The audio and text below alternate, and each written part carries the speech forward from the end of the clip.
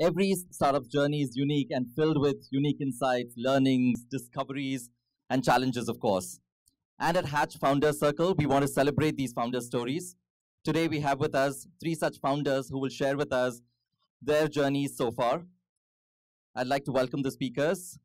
Sripad Vaidya, co-founder of Confirmtkt. Rajoshi Ghosh, co-founder Hasura. Umesh Thota, CEO of Authbase. And to moderate the session, please join me in welcoming Regional Manager for Techstars India and my friend Anurag Malu. Thank you everyone for joining this evening, and thank you founders for being here. So quickly, as Mohan mentioned, this will be a conversation about learning more about these founders and their stories of starting out and how they have basically built their startups. So little personal conversations, getting into deeper insights, their learnings, challenges, and what they've been doing so far, right? And how many founders are sitting in the room here? Quickly, founders, entrepreneurs. Good, lot of people. So there will be good learnings you can have during these conversations. And after I finish this panel discussion, what we'll have is some questions from the audience also. Sounds good? Perfect. So I think I would like to start with first, Lil, know more about you. Tell us more about you and your company. My name is Umesh. I run Authbase. We are a cybersecurity product company. I stressed on the word product because every time I say we are a cybersecurity company, people actually ask how many in your services team. It's kind of sad, but why not? India is a big market. You have to. You can also be a product company. So we started out in Q4 of 2015. Our validation took a proper 3 to 4 months. So I stress very strongly on validation because it sort of happened to us, but happened very good for us. Today we don't do release any module without actually validating it because it kind of helps us in terms of amount of time we put in and amount of team that is required to actually put on that module and stuff. So Ask something. What is your two tips on validation? Because you early on did this validation at your startup. So there's something called Javelin board. How many of you guys actually know about Javelin board? Yeah, Grace created Javelin board a while back, and it's very, very useful. Business model canvas doesn't let you go out of your home. You can create a startup in your mind and you're on your paper right there. Javelin board forces you to go out, test your theories against the real world, and come back with answers and numbers that are actually real compared to the numbers that you are actually doing. So this helps you a lot. So Javelin board, I honestly suggest everybody that you should all test your startup against, well, put it on, write it down on the paper. It's you can download it, print it out. You can do it online on the website. But definitely, if you're doing business model canvas because you have this idea, you want to move on with it, this is step 2, validation. You want so our first idea was we wanted to build high performance machines. So so I'm from a security background, but I'm also with I used to build a lot of AI machines, AI systems. So the first idea was to build definitely a hardened system, but high performance machines was our focus. So we actually wanted to validate it, and in our validation we met a few guys, and then someone said, "Ki, if you're giving hardened machines, why don't you actually test something for a client of mine and stuff?" And that's how we actually fell into validation part. So completely aside putting our first idea, when we wanted to actually test this out, we actually found a lot of customers. Otherwise, if someone says product, cybersecurity, generally they put everywhere else except India in the map. So of course, there are a lot of options to do that. But if you're one of the very interesting tips that I can give you is especially if you are in cybersecurity domain, by all means start it in India because you will have so many test cases that you wouldn't mind have it anywhere else. And this is your playground. Build a product, keep testing it, keep playing it, and once you're ready, reach for the So stars. when did you decide to pivot and came to the current business model, product and business model you have? We keep pivoting every day. You keep. What is that major pivot that happened over years that defined your products now? So Major transition. our original idea or the product around what we have validated was automated and continuous monitoring, vulnerability assessment, and pen testing. Today, you don't have these, you don't have a security guy in your startup. You have a larger team in enterprises, but we wanted to cut down the number of man hours that was required. We wanted to give them a dashboard that would let them do this automated, so they would actually work on the numbers, not waste their time testing or retesting and testing again. So when we gave this out in the market, we got interesting feedback. People are happy to pay us, they're happy to find bugs, but they're not fixing it.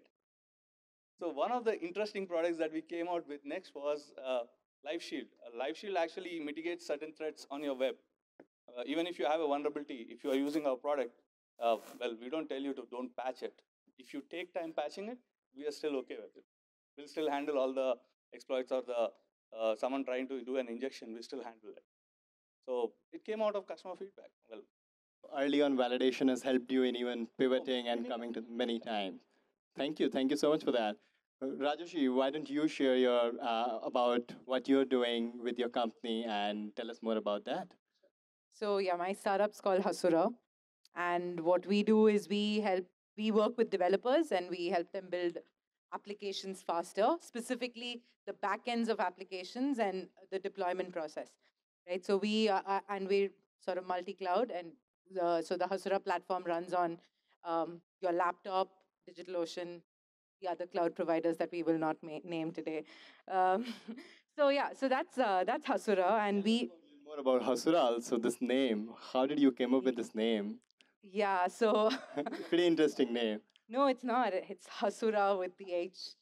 Stress. I was not sure how to Uh, pronounce Asura or Hasura. So yeah, so actually, so what happened was we we started the company in the end of 2013 actually, but we were with a grand ambition of making application development easier. So this is web, mobile, anything. Like for somebody who just starts developing applications, there's a lot of overhead. There's lots of things you need to learn, and so the sort of the big goal was to make this process easier, but we didn't know what this would mean. And both my co-founder and myself, we first time entrepreneurs. We're like trying to figure this problem out. And so what we did was we decided, okay, let's start putting things which are common across different applications together, automate a few things, and let's also build products on the side. Actual products for other businesses using whatever was available at that moment with us. So Hasura sort of got built in phases through several projects that we did over 2 years. And then late last year, we shut down the services part of it, the product development for other people, and opened out Hasura for other developers earlier this year. So Hasura as a product did not exist. The name did not exist when we started, right? So I think somewhere in 2014, mid 2014, we were like, okay, there was a couple of libraries put together. We had to name it something, and somehow Asura the name came up, and we're like, yeah, that sounds cool, but Asura. And then a lot of our code base is written in Haskell, so H. A lot of the libraries start with H, so we added a H, and that became Hasura. But actually, there's a cooler story that's emerged, which is that daemons are these background processes that sort of keep things in check, which is what Hasura does, keeps your app in check. And so that's the daemon Asura part, and the H is still the Haskell. So yeah, that's Hasura.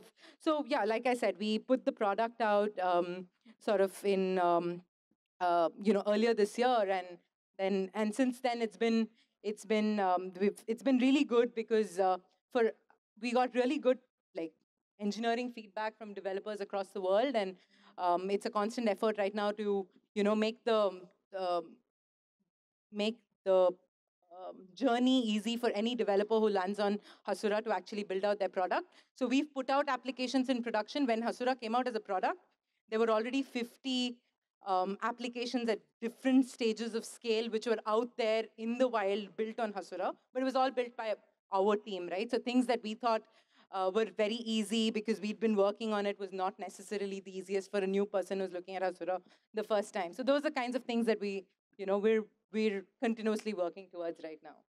That's interesting. I have one more question. Like knowing your background coming from, I think, biology, genomics, and these things, how did you move to this tech now? And do you have co-founder? And how basically you found your co-founder to work on this idea?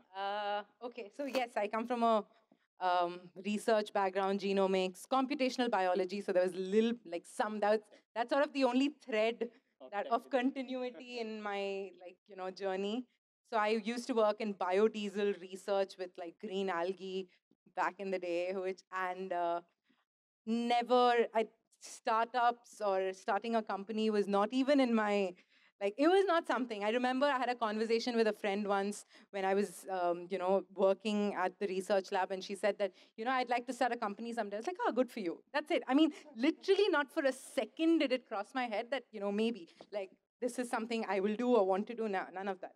So that happened. So but I was this whole research lab, I went to a conference, met a lot of people working on, this whole biodiesel from green algae problem. And I saw that, next 20 years, this is probably not going to happen, yeah, anytime soon. And so I wanted to sort of get my hands dirty into doing something in a slightly shorter time frame.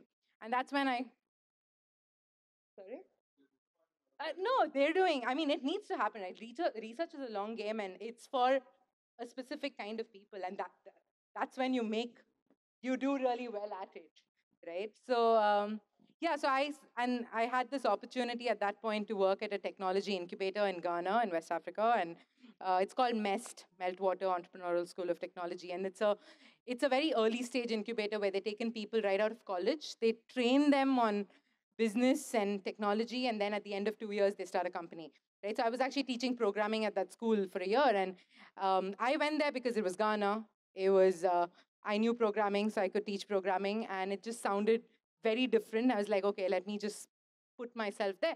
But then it was the world of startups, and it was the world of entrepreneurship, and it was extremely high energy, and it was absolutely addictive. And so that was a 1 year stint. So when I came back, I was like, I'm either going to work at a startup or startup. And that's when I met my co-founder, who was at a similar, he always knew he wanted to start up, like forever. So he was just looking at what he wanted to do, and we started bouncing off ideas, and eventually this happened. How amazing is to be like having co-founder, or do you have also co-founder conflicts? Like I'm sure many companies and they're having co-founders go through that journey. So I don't think there are, I mean, with your co-founder or even with like your early team, like deep discussions with like a lot of passion and anger are bound to happen. I mean, is there anyone in this room who's a founder who's not had like super heated discussions with your co-founder? Anybody? Okay. That How do yeah, you deal with it? right. So that's the thing. So I think that so if I mean, it's good to have those discussions, because it's basically because people come from different points of view, and it's good to argue it out, because what will come out of it at the end of it is probably going to be something better than what we individually wanted to do.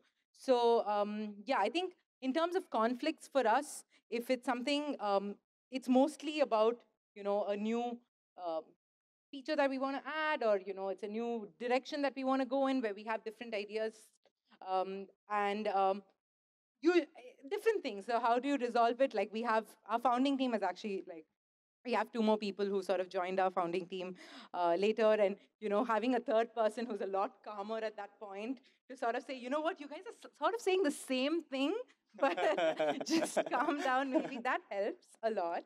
And yeah, and I think just that basic respect, right, where it's not pot shots at each other, but you're discussing, I mean, both of you want the same thing, so that just generally helps. So Nice, thank you for that. Sripad, how about you? And do you also have a co-founder? Yeah, even. Tell us more about your startup and business, and also co-founder. So, how many of you travel by trains? Yeah, almost. So I mean, what's the biggest problem you face when you're trying to book a ticket? So we are solving that problem using data analytics and machine learning.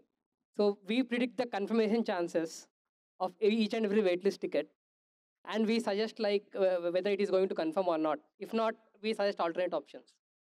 So I mean, that's what we do. I mean, if you are looking for a ticket, then probably you should reach us. So I mean, our journey started in 2010.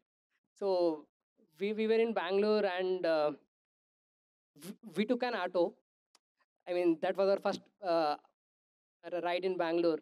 So we got cheated by an auto wala.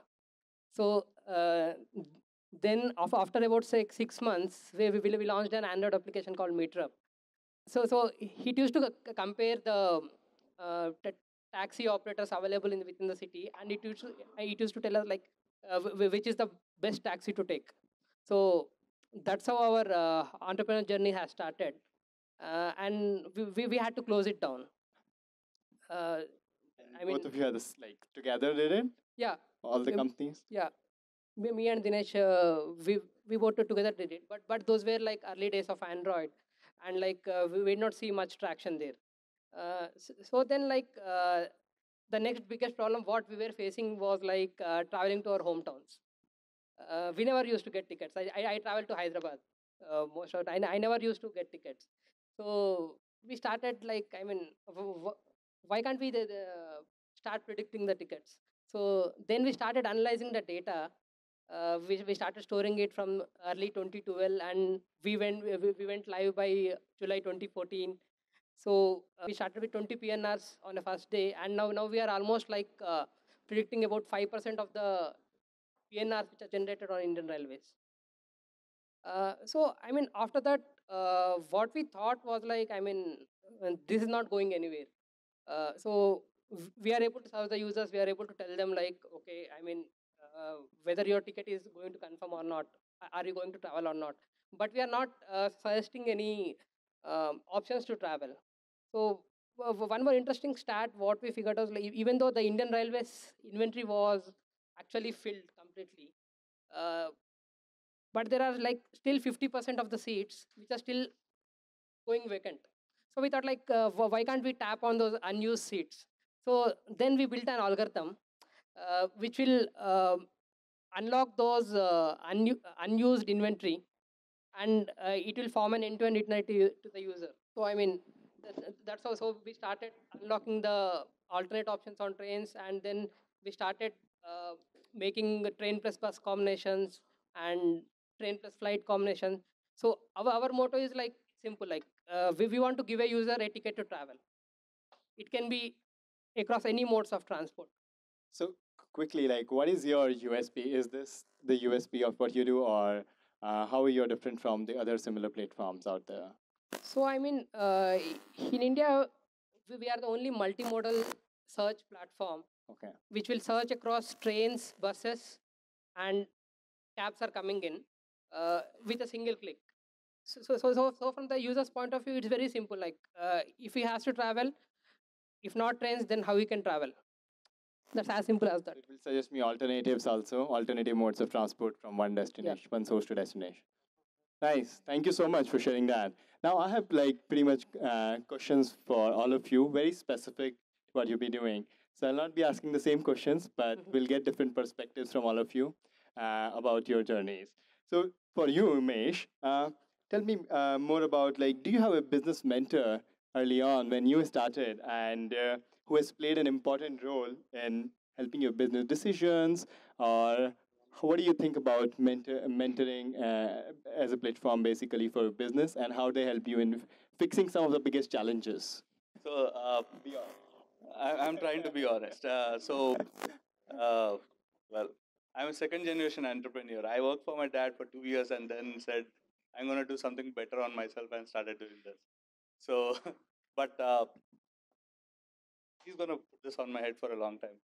But most of the business acumen that I got was from him. So, yeah. And he does give very interesting, intuitive quotes about my presentations and stuff, saying that you didn't go prepared, you got over talking and all that stuff. So, yeah, that. So that is your biggest mentor. Yeah. Nice to know that. Thank you. Do you Tell have me any? where this video is going, so I can do No, something about it. man. We'll make sure your dad sees it on Father's Day. Thank you. Do you have mentors? And- I don't think I would say like I have a specific mentor, but Mhm. that's not to say that people have not helped out Mhm. along the way. So yeah, definitely there's a lot of people who've given a lot of insights, who've taken out time to really understand, what we're doing and provide insights. But lots of different people for lots of specific things based on their skill set. But no, I don't think I can name like one person who's who Perfect. we. I think why I'm asking this is because at Techstars we have seen like the value of mentors, the way they contribute to all the teams and the startups. It's huge, and that's why all our accelerator programs are all mentorship-driven accelerator programs, and that's where the value that mentors add in any startups and founders journey. Uh, Apply? No, not a pitch. Let's move then. So. I think even Sripad, for you, I think my next question will be: tell us more about like how over the years when you started in 2010, the same similar platform, right? And over the years, it evolved into a new product now altogether. So quickly, if you can share that, when did you realize that you want to move from the product you're working on to this now, and do you ever plan to quit? There were two phases where we actually thought like we would close down. So so one was like after first month of launch, the platform never picked up the traction. So then we like moved to mobile. So that gave us like I mean enormous reach. I would say like from zero to where we are right now. Uh, that is one thing, and also we saw like 2 to 3 competitors who were actually building the similar solution, and we were not be differentiated. We thought like at some point the Indian Railways would actually build that supply, and the pure gap between supply and demand what we have today, that would close down. So at that point we thought like let's pivot and move into a model where we are like not just dependent on trains. Our main motto was like giving a ticket to the user. Let's move across and uh, do the same hacking across trains, buses, flights, all the modes of transport. So also a little more question on the front, like how much user base do you have and how did it happen? So currently we serve around 2 million users on a monthly basis. Wow. So everything started on August 23rd. So that's where like we got published on about like 12 national newspapers on the same day. So it was like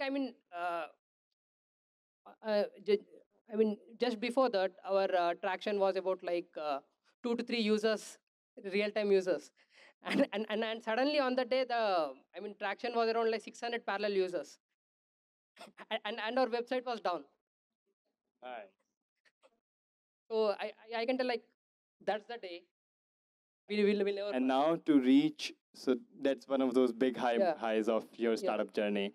So to reach this stage where you have now around 1 million users, active users every day, did you burn a lot of cash on marketing? How did it happen? So I would say like it's purely organic.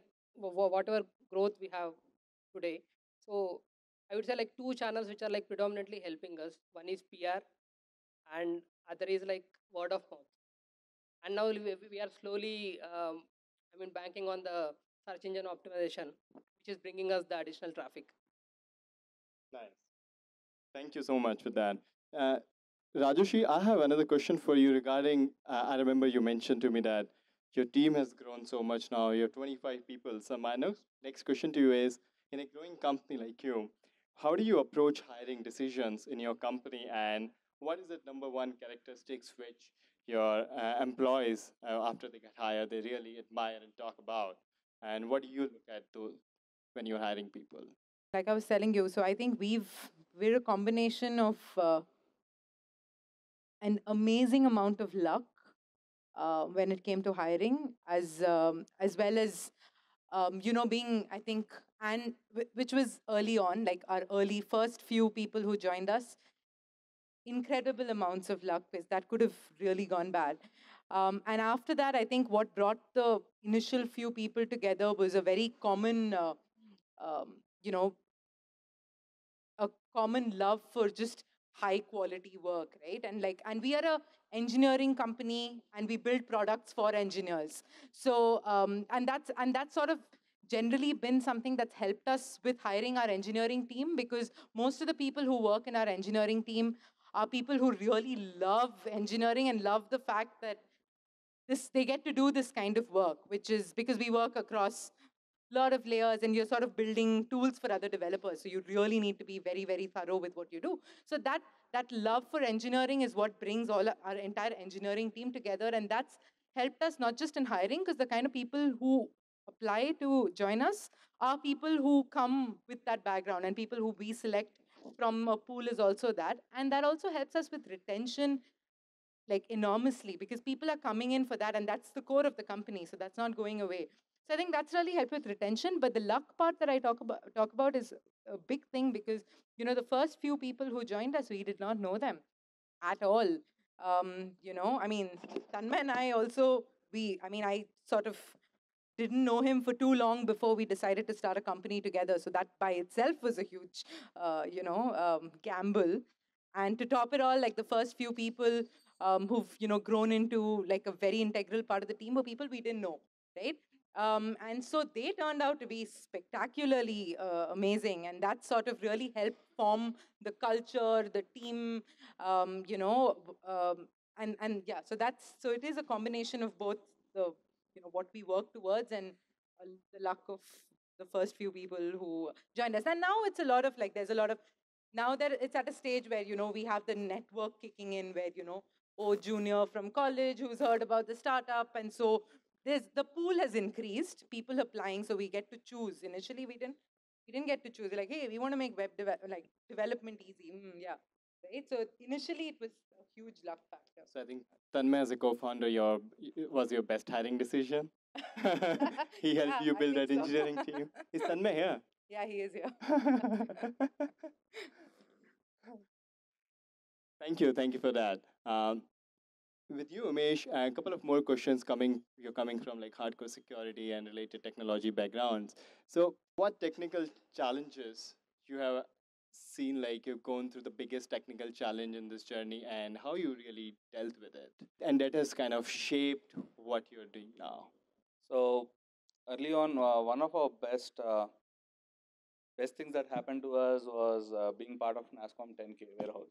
Okay, so you've been part of various accelerator incubator programs. Yeah, NASCOM as an incubator program in Hyderabad. It's in T Hub, and T Hub is around Triple IT campus. So it doesn't matter if you get crazy ideas, if you can code. You also need a team around you who can understand what crazy ideas you get, and who can actually follow you in your code. So early on, even today, we have an active incoming of Triple IT students doing interning with us. So the great access of talent that comes, technical talent that comes. Like luck plays a major role. So like I don't want to sound cheesy, but when you want something really really bad, universe makes it happen. Not gonna It say does. It does. Thank you. I think, Sripad, I have another question for you, more about something similar on those lines. Like, what has been the biggest technology challenge in your startup also, and how did you deal with it? So I mean, for us, like we are completely dependent on data, so that like we can make predictions out of it. Mm-hmm. We can make analytics out of it. So the biggest challenge was like we do run web scrapers to capture the data, what is needed for analytics. These sites, they keep on blocking us. We thought like this is not a sustaining model, and say like if there is a day they block us, then we are out of the business. So then we started generating capturing the user generated content from their phones. So we have around like 2 million users who are submitting almost like 40,000 unique PNRs on a daily basis.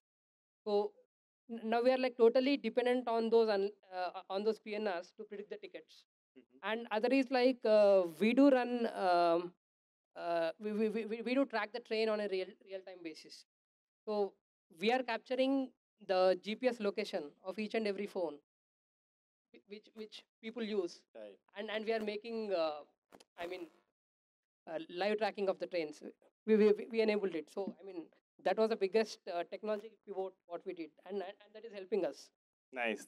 Thank you for that. So in last 5 minutes, what I'm going to do is quickly, Mhm. I'm going to ask you 5 questions quickly. Okay, you have to answer those in 1 minute.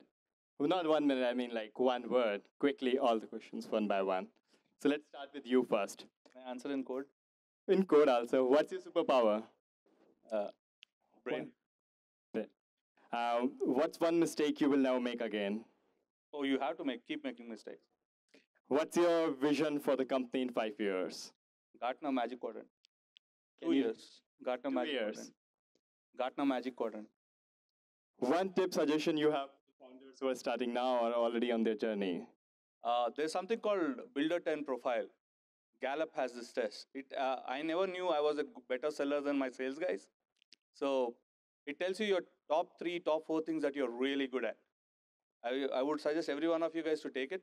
So you know what qualities you have, so you can actually work on. It's harder to remove your negatives, but it's very easy to compound and complement your positives. Quick one, another one. What's your favorite book you would recommend to founders if you read? Whole bunch of books, man. They'll go. One, just one. Really, I am Fountainhead. For the founders, Everyone should read. everyone should read. Thank you. Yeah. Next, let's move to Rajoshi. Did you guys rehearse this? This is very stressful. It'll be fine. You were You will be fine. go on. What's your superpower, Rajoshi? I was thinking about that when you said, I know, empathy. Empathy. What's one mistake you will never make again? Uh, mm, Okay, let's do this. What's one mistake you will again make? oh, Do you call it a mistake then? oh my goodness. See, I told you I was not good at this. Mistake I'll never make again. Oh God. Try I'm not doing too well on this. I have no idea. Wait, I'm going to go with this answer. You'll win the hamper, dude.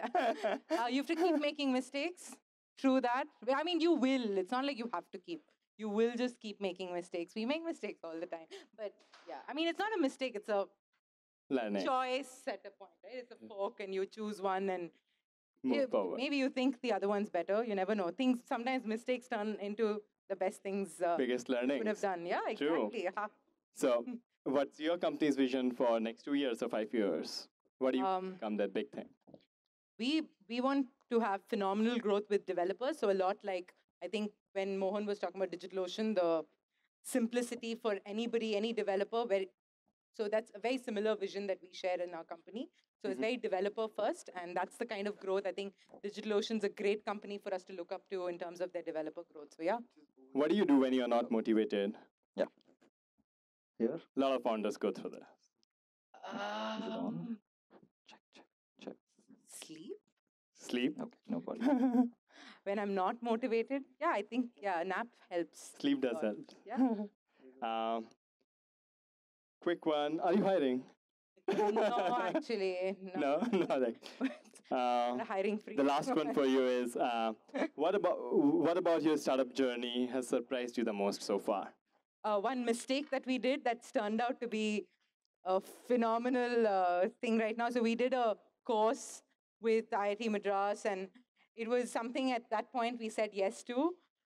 Has nothing to do with Hasura. It just teaches people how to build apps, and we thought it'd be really simple to do. Won't take much time. Let's just do it. It took a lot of time, and it felt like the worst mistake to do it because felt like some company with a lot of money and like somebody like Airtel should be doing it because they have time on their hands, but we were like a startup.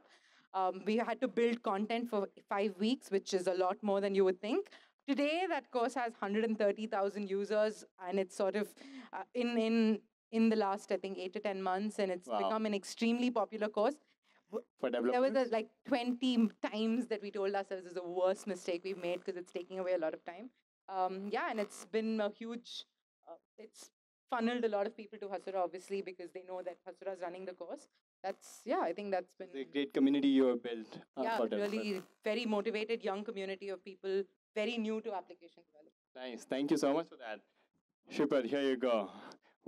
What's your superpower? My attitude. Your attitude? What's one mistake you will never make again? So hiring a growth and marketing person when you don't want to fund. I mean, when you don't want to give me budgets for marketing. What's your vision for your company in 5 years? So it's like we want to complete the search and booking of the door-to-door journeys with a single payment. Thank you. What is your one tip and suggestion for the founders sitting here? I mean, like, so don't just like focus on the product. Start focusing on revenue because it helps you. I mean, sustain. And also, I mean, you should be careful. So if you keep on concentrating on the revenue, you lose focus on the product at the same time. So I mean, we had those. we went through that phase. Are you like profitable? Really? Nice. I think all of you are, right? Good to know that. What is the one sacrifice you have made as an entrepreneur, as a founder? So I mean, my girlfriend. Your girlfriend? Okay. That happens with many of us. What worries you the most as a founder? What is your biggest worry as a founder? I mean, nothing much. Good. Okay. I think I'll have last two quickly. What do you do when you are not motivated? Music. Music. And anything else which I have missed out you want to share with the rest of the audience? Nothing else. So if you have your PNRs, if you want to travel. Thank you so much. Thank you, everyone. Thank you, Umesh. Thank you, Rajoshi. And Anurag. thank you, Sripad. Thank you, everyone, our audience. Thank you.